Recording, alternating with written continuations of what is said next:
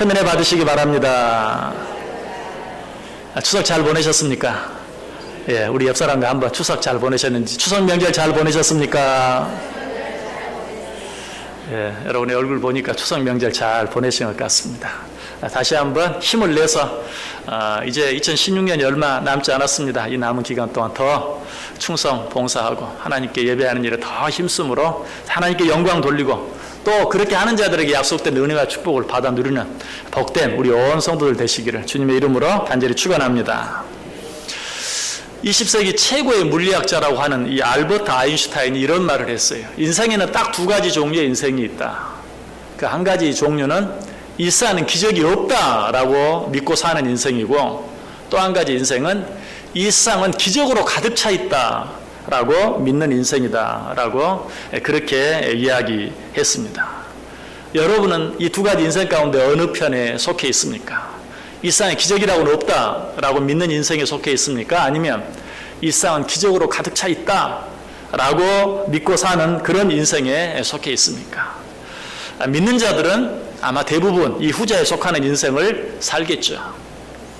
저도 당연히 이 후자에 속하는 인생입니다. 일상은 기적으로 가득 차 있다.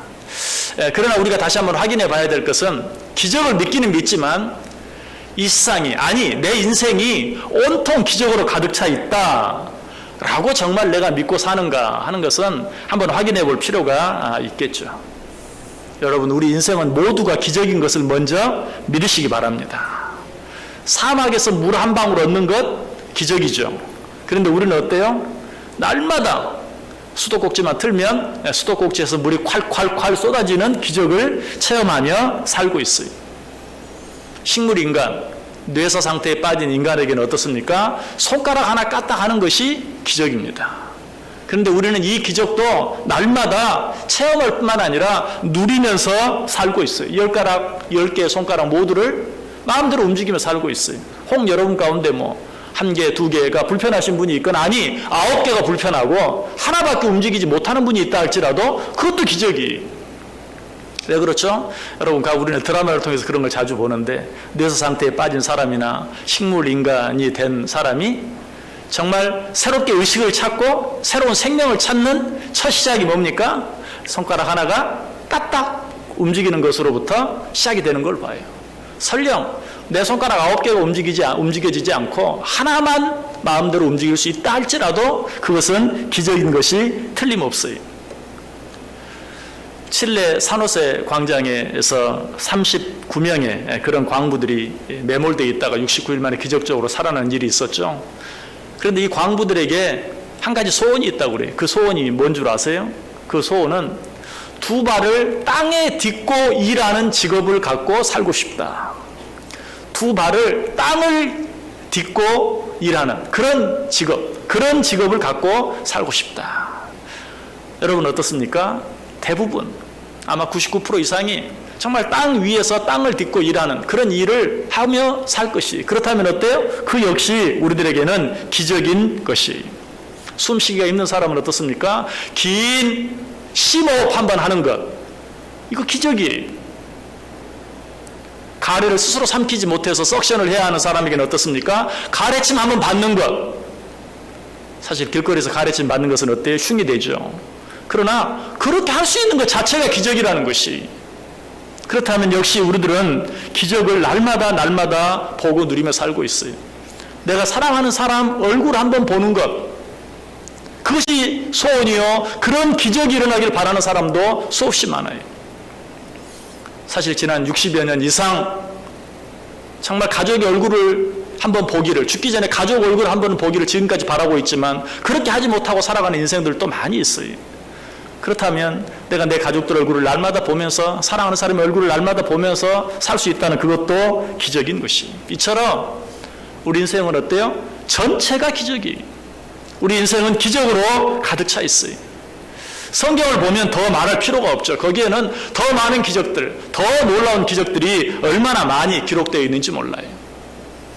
그런데 기적들 가운데서도 특별히 놀라운 기적이 있어요. 오늘 본문에 바로 그런 기적이 소개되어 있어요. 어떤 기적입니까? 예수님께서 죽은 나사로를 살리신 기적입니다. 왜 이 기적이 다른 기적보다도 더 특별하고 더 놀라운 기적이라고 말할 수 있는가? 성경에 많은 기적들이 있어요. 그런데 그런 기적들은 예를 들면 오병이어의 기적이라든지 무리를 걷는 기적이라든지 이런 기적들은 어때요? 혹시 마술사들이 흉내라도 내볼 수 있는, 실제로 애굽에 10가지 재앙이 내려졌을 때 어때 마술사들이 그런 여러 가지 많은 기적들을 흉내내는 그런 모습을 볼 수 있잖아요. 마술사들이 흉내라도 내볼 수 있는 기적일지 몰라도 죽은 자를 살리는 기적은 그 흉내조차도 낼 수 없는 기적이에요. 여러분 수많은 기적들을 보셨죠? 그런데 죽은 사람을 살려내는 그런 기적을 마술사들이 행하는 걸 보셨습니까? 그런 마술은 없어요. 그러므로 죽은 자를 다시 살린, 죽은 나사로를 다시 살리는 이 기적은 다른 어떤 기적보다도 더 놀라운 기적이다라고 말할 수 있어요. 아니, 죽은 자를 다시 살리는 기적 가운데서도 특별한 기적이에요. 왜? 죽은 자를 살리는 기적하면 야이로의 딸을 살리는 기적이라든지 나인성 과부의 아들을 살리는 기적 같은 것들을 또 생각해 볼 수 있죠. 그러나 야이로의 딸을 살릴 때는 어때요? 죽은 지 얼마 되지 않아서 죽은 후 곧바로 다시 그 딸을 살려내는 그런 기적을 행하는 것을 보게 되고요. 나인성 과부의 아들도 어때요? 비록 장래 행렬 중이었지만 그 장래 행렬 가운데서 살려내는 그런 기적이었어요. 그러나 이 죽은 나사로를 살리는 기적은 어떻습니까? 이미 무덤에 매장된 뒤였어요. 이미 무덤에 매장되었을 뿐만 아니라 그 시체가 썩어서 냄새가 나는 지경에 이르렀을 때였어요.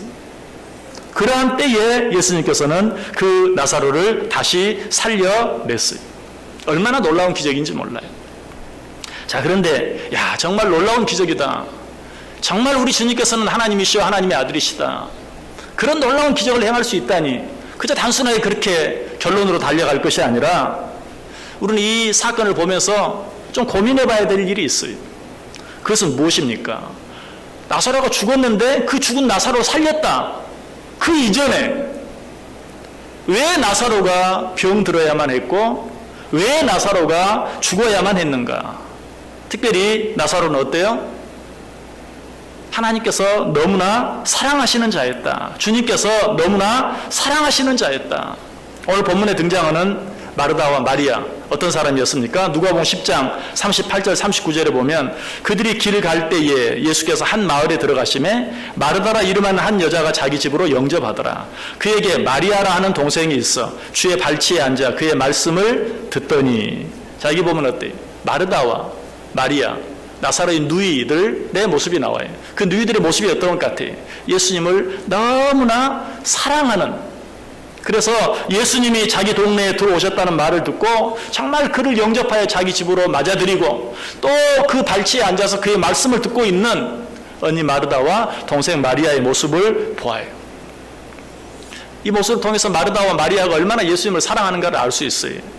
이것은 단순히 우리도 지금 그렇게 하고 있지 않습니까? 오늘도 우리도 이렇게 이른 아침에 하나님 앞에 나와서 하나님 앞에 예배하며 하나님의 말씀을 듣고 있지 않습니까? 여러분, 지금과는 상황이 많이 달라요.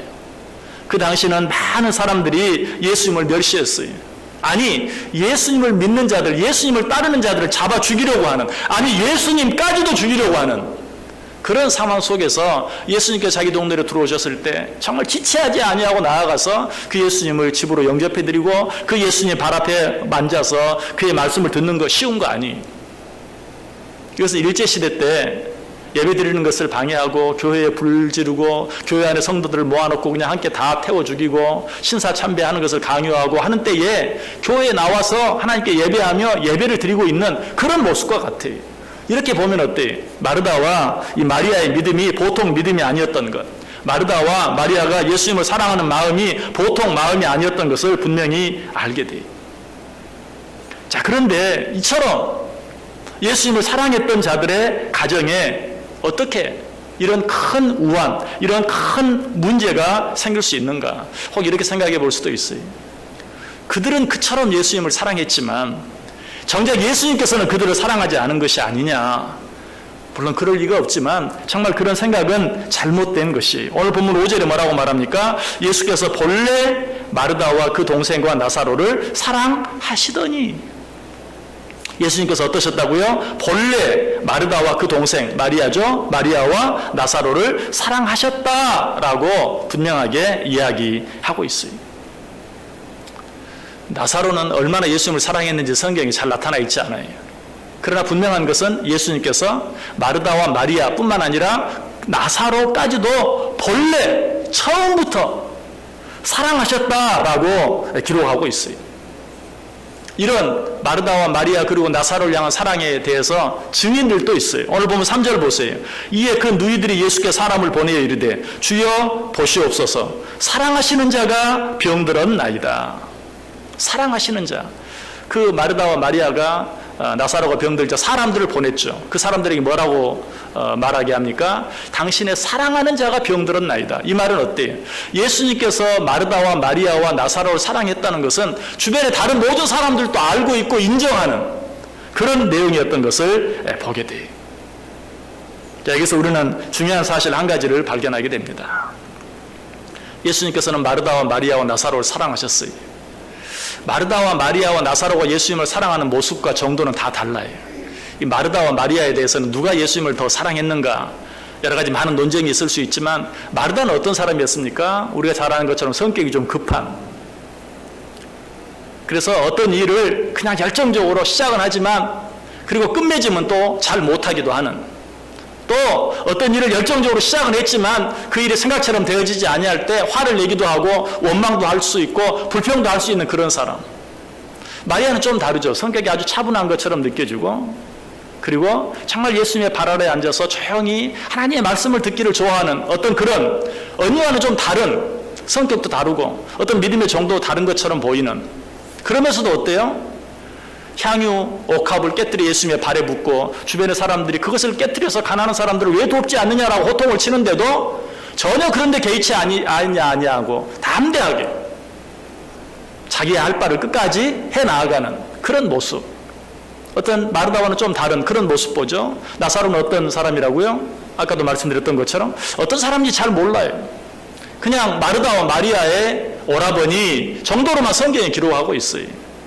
이처럼 그들의 모습이 다 각기 다르고 우리가 생각해 보아도 예수님을 사랑하는 모습이나 그리고 그 성격이나 이 모든 것들이 다 다름에도 불구하고 예수님께서는 어땠다? 그들을 한결같이 똑같이 동일하게 사랑해 주셨다라는 사실이, 어떻게 보면 이 사실만 가지고 생각하면 조금 불공평한 것처럼 보이기도 해요. 그리고 이해가 잘 안 될 수도 있어요.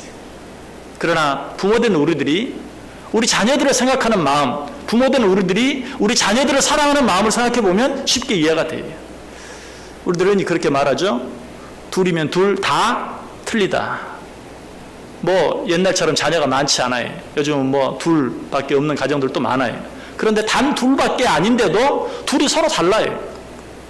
단 둘인데도 너무 달라요. 사실 그 가운데 좀 더 믿음이 가는 아이가 있을 수도 있고 좀 믿음이 덜 가는 아이가 있을 수도 있어요. 좀 더 건강한 아이가 있을 수 있고 그렇지 않은 아이가 있을 수도 있어요. 아니 공부를 좀 더 잘하는 아이가 있을 수도 있고 그렇지 않은 아이가 있을 수 있어요. 그러나 우리의 마음은 어떻습니까? 그런 것과 관계없어요. 내 자녀라는 것 때문에 동일하게 그들을 사랑해. 아니 좀 더 정확하게 말하면 좀 부족하고 좀 연약한 자녀에게 더 마음이 가는, 그것이 우리의 마음인 것을 아무도 부인할 수 없어요. 성경에 나타난 탕자의 비유를 통해서도 이 사실을 잘 알게 되죠. 이 아버지에게 두 아들이 있었어요. 한 아들, 큰 아들은 어때요? 정말 착한, 부모에게 순종 잘하는, 사람들에게도 전혀 손가락질 받지 않는, 염려할 것이 전혀 없는 그런 아들이었어요. 그러나 둘째는 어때요? 호랑방탕한 자식이었어요. 우리말로 하면 호로 자식이었어요. 그럼에도 불구하고 어떻습니까? 그 아버지의 마음은 그 둘째에게 늘 향해 있었던 것을 보게 돼요. 그 둘째가 돌아왔을 때는 어떻습니까? 보통 사람, 아니 인간의 육안으로는 도무지 구별할 수 없을 만큼 멀리 걸어오고 있는데도 이미 그렇게 기다리고 사랑하는 아들인 것을 기억하고 달려나가서 그를 맞아들이고 가장 좋은 것으로 먹이고 입히는 그런 아버지의 마음을 보게 돼요. 이것이 우리를 향한 하나님의 모습인 것을 인정하시기 바랍니다. 하나님은 우리를 그렇게 사랑하세요. 우리의 모습이 다 달라요. 우리의 성격이 다 달라요. 우리의 믿음의 정도가 다 달라요. 그럼에도 불구하고 하나님은 어떻게 한결같이 우리를 사랑하세요. 자, 우리 옆 사람에게 한번 이야기해 보시기 바랍니다. 하나님은 당신을 사랑하십니다. 한 번 더 합니다. 하나님은 당신을 사랑하십니다. 믿으십니까? 예, 나는 정말 부족하지만 하나님은 그렇게 한결같이 우리를 사랑하세요. 그래서 우리가 지금 여기에 있는 것이, 우리의 모습은 너무 다르고 우리의 믿음의 정도가 다 다르지만 여기에 똑같은 모습으로 하나님께 예배 드릴 수 있는 것이 바로 우리를 향한 하나님의 한결같은 사랑 때문인 것이. 여러분, 혹시 여러분의 자녀 가운데 아까 말씀드렸던 것처럼 사람들에게 칭찬받는 자녀가 있고 사람들에게 손가락질 받는 자녀가 있다. 그러나 부모는 어때요? 동일하게 그들을 사랑한다. 만약에 어떤 사람이 아유, 당신 큰아들은 진짜 너무 예뻐, 너무 사랑스러워, 얼마나 좋아. 그러고 나서 근데 둘째는 왜 그래? 그러면 어때? 하나의 칭찬했으니까 둘째 그 두 번째 말은 아무렇지도 않습니까? 아니, 칭찬한 말은 들리지도 않고 두 번째 말 때에 마음이 아파요. 여러분, 실제로 그렇죠? 하나님도 마찬가지. 여러분 옆에 있는 사람 보고 저 사람 왜 저래? 그러면 하나님 어때? 하나님 마음이 섭섭해. 하나님 마음이 아파요. 그런 자들을 향해서 성경이 뭐라고 말합니까? 로마 14장 4절에 남의 하인을 비판하는 너는 누구냐? 그가 서 있는 것이나 넘어지는 것이 자기 주인에게 있음에 그가 세움을 받으리니 이는 그를 세우시는 권능이 주께 있습니다. 여러분이 혹시 우리 교회 교인들 다 좋은데 저 사람 하나만 없으면 좋겠어. 하나님 마음이 아파요. 하나님 마음이 서운해요. 남의 하인을 비판하고 판단하는 너는 누구냐? 그를 세우게 하고 그를 넘어지게 하는 것이 나에게 있는데 하나님께서 마음 아파하신다는 것이. 우리 한 번 더 옆에 있는 사람들에게 한번 이야기합니다. 당신은 하나님의 특별한 자녀입니다. 당신은 하나님의 특별한 자녀입니다. 정말 저와 여러분은 하나님의 특별한 자녀예요. 정말 저와 여러분은 하나님의 특별한 사랑을 받는 자들이. 자, 다시 본문으로 한번 돌아가 보겠습니다. 정말 그렇다면 하나님께서 그토록 사랑하는 자들, 하나님께서 오늘 성경은 그냥 사랑했다고 말하지 않아요. 본래부터 사랑하던 자들이었다. 처음부터 사랑하는 자들이었다. 이 귀한 가정에 어떻게 이렇게 큰 우환이 있을 수 있을까? 오늘 이 가정에 임한 우환은요, 그냥 그것 모르십니까 목사님? 다 믿음의 연단을 위해 그런 거 아닙니까? 그들에게 더 큰 축복을 주시기 위해서, 더 큰 상급을 위해서 그러는 것 아닙니까? 저도 그 정도는 압니다. 그러나 지금 이 우환은 그렇게 말하기에는 너무 힘든. 여러분, 나사로는 어떤 자입니까? 그 집에 하나밖에 없는 아들, 그 집에 하나밖에 없는 남자. 오늘 본문에는 병든 상황까지만 나오지만 결과적으로 어때요? 죽었어요. 죽어버렸어요. 이것은 그저 연단을 위해서, 단순히 축복을 위해서, 상급을 위해서 라고 말하기에는 너무 큰 연단이었어요. 어떻게 그런 일이 있을 수 있습니까? 하나님이 그렇게 사랑하시는데 왜? 아니, 본래부터 사랑하는 자들이었는데, 본래부터 사랑하는 가정이었는데 왜? 어떻게? 그러나 먼저 성경의 답은 그럴 수도 있다. 그럴 수도 있다라고 이야기하고 있어요. 하나님을 누구보다 사랑하고 잘 믿는 어떤 개인이나 가정, 아니 하나님께서 그 누구보다도 사랑하는 어떤 개인이나 가정에도 이런 인간적인 고통, 이런 인간적인 어려움이 있을 수 있다는 것이 왜 그럴까요? 자, 우리 성경을 한번 찾아보겠습니다. 이사야 55장 8절 9절. 구약성경 1036페이지에 있습니다. 이사야 55장 8절 9절. 하나님께서 그토록 사랑하시는 자들에게 어떻게 이런 고통과 우환이 있을 수 있는가? 이사야 55장 8절 9절. 가장 근본적인 대답이 거기 나와 있어요. 우리 같이 한번 8절과 9절 한 목소리로 읽습니다. 이는 내 생각이 너희의 생각과 다르며 내 길은 너희의 길과 다름이니라. 여호와의 말씀이니라. 이는 하늘이 땅보다 높음같이 내 길은 너희의 길보다 높으며 내 생각은 너희의 생각보다 높음이니라. 아멘. 왜 그렇습니까? 하나님의 생각은 우리의 생각과 다르기 때문에. 아니, 하나님의 생각은 우리의 생각보다 훨씬 높기 때문에. 하나님의 길은 우리의 길보다 훨씬 높기 때문에. 왜 구체적인 답을 말씀해 주지 않았을까요? 하나님께서 가지고 계시는, 우리의 고난을 허락하시는 그 하나님께서 가지고 계시는 그 생각은 우리에게 도무지 설명할 수 없을 만큼 크고 귀하고 높기 때문이, 그래서 하나님은 말이 구체적인 어떤 답을 해주시는 것이 아니라 내 생각과 너희 생각은 근본적으로 다르다. 내 생각은 너희 생각보다 마치 하늘이 땅보다 높은 같이 높다. 그런 줄 알으라는 것이. 내가 설명해도 너는 지금 받아들일 수 없고 내가 설명해도 너는 지금 다 이해할 수 없다. 그만큼 내 생각은 너희 생각과 다르고 그만큼 내 생각은 너희 생각보다 높다라고 이야기하고 있어요. 하나님의 생각이 우리의 생각과 얼마나 다른가 오늘 본문에 잘 나타나 있어요. 자, 우리가 사랑에 대해 생각할 때 오늘 본문에서 하나님이 우리를 사랑하시는 그 사랑, 그리고 우리가 원하는 사랑 사이에 얼마나 큰 차이가 있는지가 분명히 잘 나타나 있어요. 자, 3절 보세요. 이에 그 누이들이 예수께 사람을 보내어 이르되 주여 보시옵소서 사랑하시는 자가 병들었나이다. 자, 여기서 말하는 사랑은 우리들이 생각하는 사랑이, 지금 마르다와 마리아가 사람을 예수님께 보내서 뭐라고 말합니까? 당신이 사랑하시는 자가 병들었나이다. 이 말 속에는 어떤 의미가 있는 것 같아요? 당신이 사랑하시는 자가 병들었는데 이대로 보고 있겠습니까? 빨리 고쳐주십시오. 또 아니 어떻게 당신이 사랑하는 자가 병들 수 있습니까? 빨리 이 문제를 해결해 주십시오 하는 그런 의미가 그 속에 들어있어요. 이것이 우리들이 생각하는 사랑의 모습이, 하나님이 사랑하는 자가 어떻게, 하나님께서 사랑하시는 자가 왜, 그러나 여기에 대해서 하나님께서 우리를 사랑하시는 사랑, 예수님께서 우리를 사랑하시는 사랑은 어떻게 다른가? 그 사랑의 모습은 5절에 나와 있어요. 예수께서 본래 마르다와 그 동생과 나사로를 사랑하시더니. 자, 여기서 우리말로는 마르다와 마리아가 말하는 당신의 사랑하는 자가 병들었나이다 라고 말하는 사랑, 5절에서 말하는 예수께서 본래 마르다와 그리고 그 동생과 나사로를 사랑하셨다라고 말하는 사랑 똑같죠? 영어로도 똑같아요. love. 우리말도 사랑 똑같아요. 그러나 원어는 달라요. 3절에서 마르다와 마리아가 말하는 사랑, 당신의 사랑하는 자가 병들었나이다 라고 말하는 그 사랑은 필레오. 여러분 잘 아시죠? 필레오. 단어가 달라요.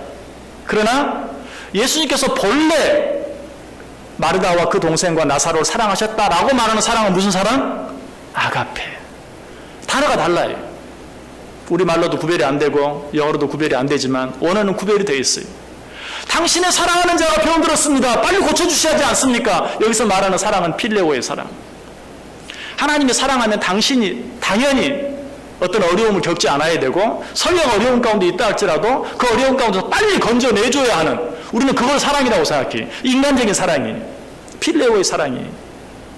그러나 아가페적인 사랑은 어떻습니까? 눈에 보이는 어떤 것보다도 눈으로 확인할 수 없는 더 크고 놀라운 것들을 위해서 잠깐, 아니 상당히 긴 시간이라도 눈에 보이는 것들의 손해를 날 수 있는, 손해를 나게 할 수도 있는 바로 그런 사랑, 더 큰 것을 위해서, 더 영원한 것을 위해서. 그것이 어떤 사랑이에요? 그것이 바로 아가페의 사랑이에요.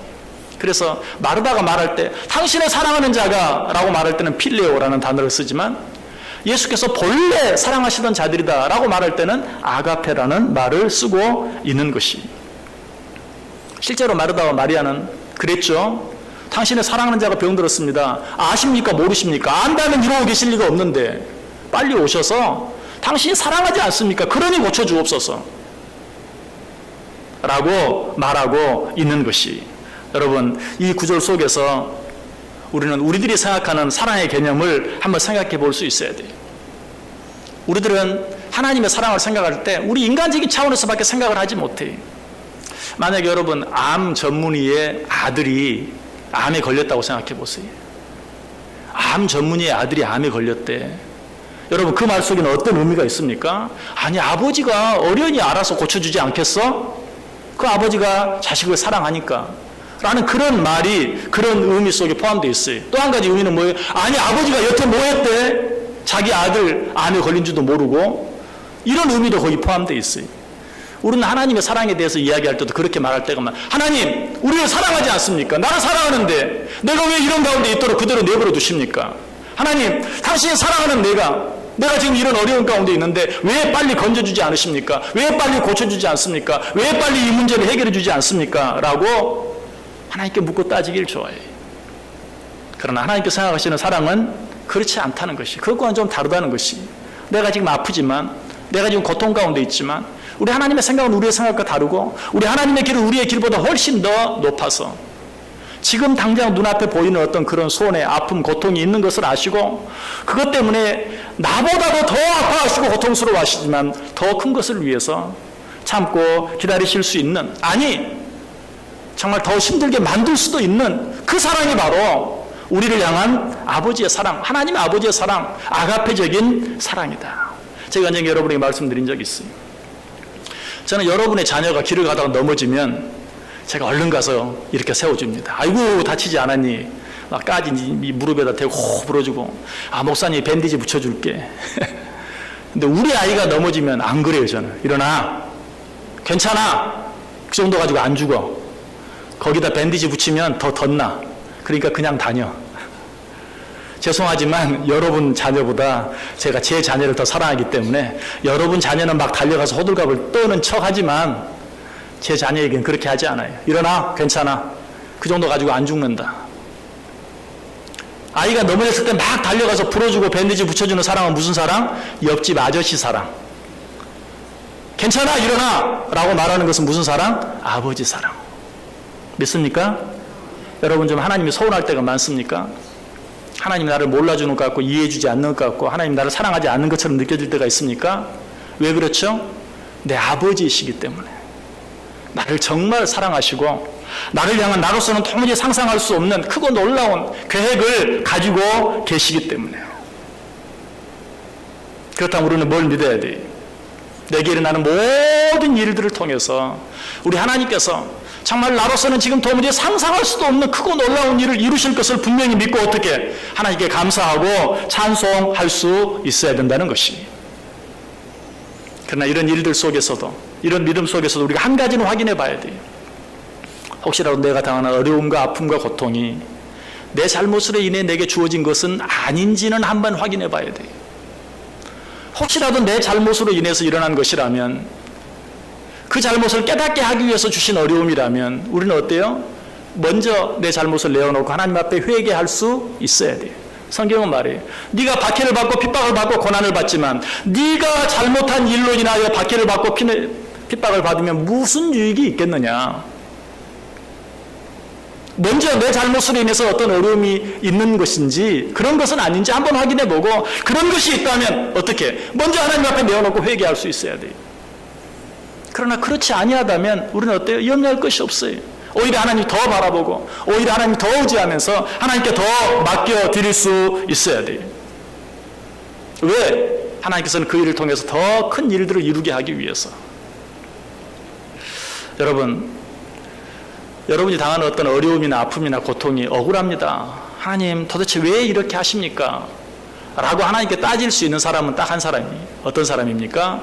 나는 하나님께서 이렇게 고통스럽게 안 해도 나는 절대 하나님 잊어버리지 않고 나는 항상 하나님 사랑하고 나는 항상 하나님대로 살겠습니다 라고 자신 있게 말할 수 있는 사람이 있다면 하나님 도대체 나에게 왜 이러십니까? 라고 따지세요. 그러나 그럴 자신이 없다면 하나님 내가 부족해서, 내가 약해서, 나는 그저 조금만 평안하면 하나님 잊어버리고 조금만 잘 되면 교만해지고, 그래서 하나님께서 나를 이렇게 힘들게 하시고 어렵게 하시는 것 제가 압니다. 나의 약함 때문임을 고백합니다. 오히려 어떻게? 내게 주어진 그 모든 아픔, 고통들을 감사함으로 받을 수 있어야 돼요. 우리 인간들은 본성적으로 편안하면 하나님 잊어버려요.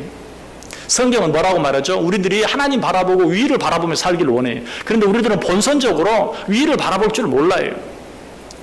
요즘에 여러분 한번 하늘 한번 쳐다보세요. 얼마나 하늘이 맑은지, 정말 구름이 떠가는 모습이 얼마나 아름다운지.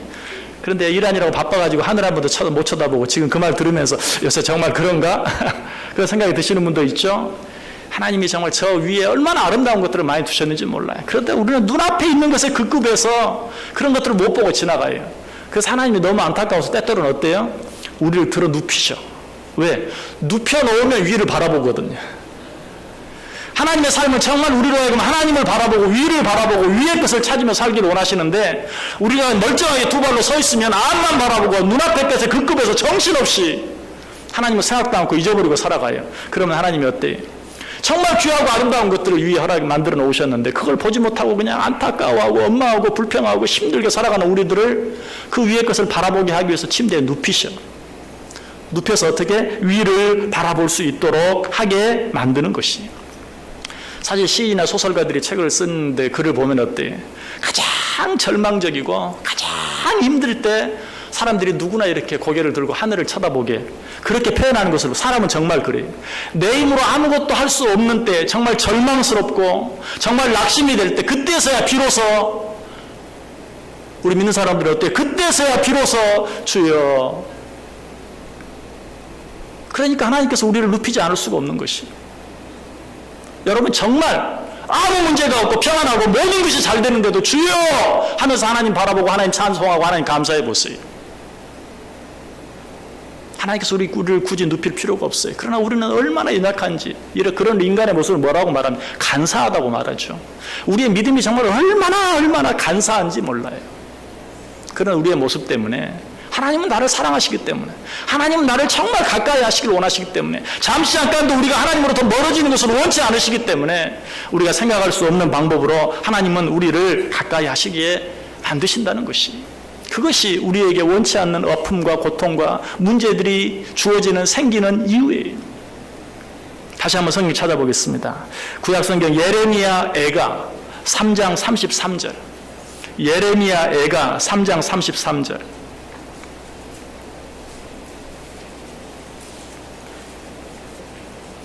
예레미야 애가 3장 33절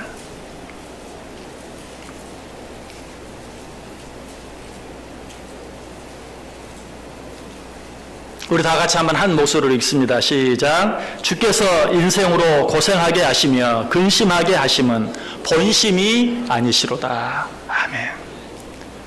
하나님께서 여러분으로 고통하게 하시고 근심하게 하시는 것 하나님의 본심이 아니에요. 그럼 하나님의 본심은 무엇입니까?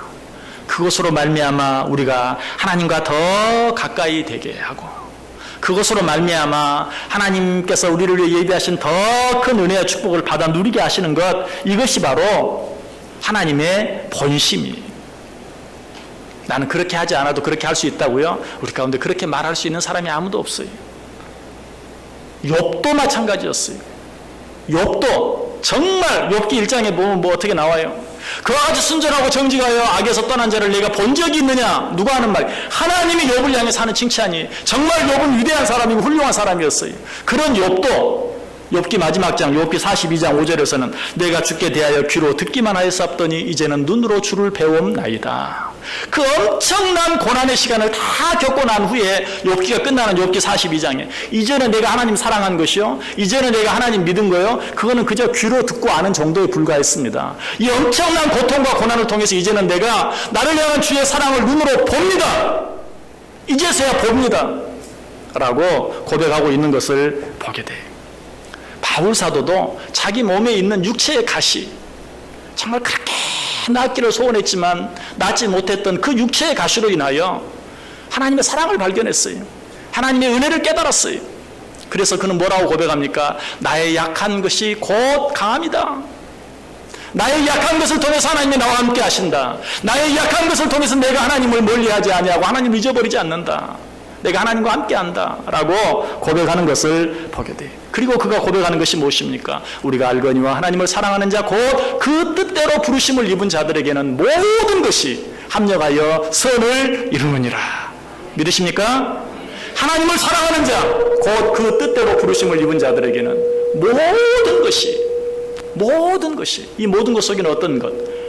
내가 원하는 일뿐만 아니라 내가 원치 않는 일, 잘 되는 것뿐만 아니라 잘 되지 않는 일, 기쁜 일뿐만 아니라 아픈 일, 그 모든 일들이 이 일이든 저 일이든 그 모든 일이 합력하여 선을 이룬다라고 우리에게 말씀해 주고 있어요. 우리가 생각해야 될 것은 무엇입니까? 지금 내 앞에 어떤 일이 있는가? 그거 아니에요. 내가 생각해야 될 것은 무엇입니까? 내가 하나님 사랑하고 있는가? 여러분 하나님 사랑하십니까? 그렇다면 염려하지 마세요. 왜? 하나님께서 말씀하세요. 하나님을 사랑하는 자, 곧 그 뜻대로 부르심을 입은 자들에게는 모든 것이 합력하여 선을 이루느니라. 사도 바울은 이 사실을 깨닫고 뭐라고 고백합니까? 그런즉 이 일에 대하여 우리가 무슨 말 하리요? 그런즉 이 일에 대하여 우리가 무슨 말을 더 하리요? 제가 이 시간 여러분에게 무슨 말을 더 하겠습니까? 하나님이 저와 여러분을 사랑하는 것을 믿고 그 사랑 안에서 기뻐하며 감격하며 살아갈 수 있는, 그래서 우리 입에서 사랑하는데 왜? 라는 그런 원망과 불평이 아니라 주님 사랑하기 때문에 그러시는 줄 믿습니다. 감사하고 찬송하며 살아갈 수 있는 저 여러분 될 수 있기를 주님의 이름으로 간절히 축원합니다. 기도하겠습니다. 사랑이 많으신 하나님 감사합니다. 우리를 사랑하셔서 오늘 우리를 불러주시고 우리를 사랑하셔서 오늘 우리에게 이렇게 말씀해 주시니 감사합니다. 이제는 내 인생에서 사랑하는데 왜? 라는 질문은 사라지게 하시고 사랑하기 때문에 하나님께 감사하고 찬송하며 살아가는 우리 인생, 우리 삶 되게 해 주옵소서. 예수님의 이름으로 기도드리옵나이다. 아멘.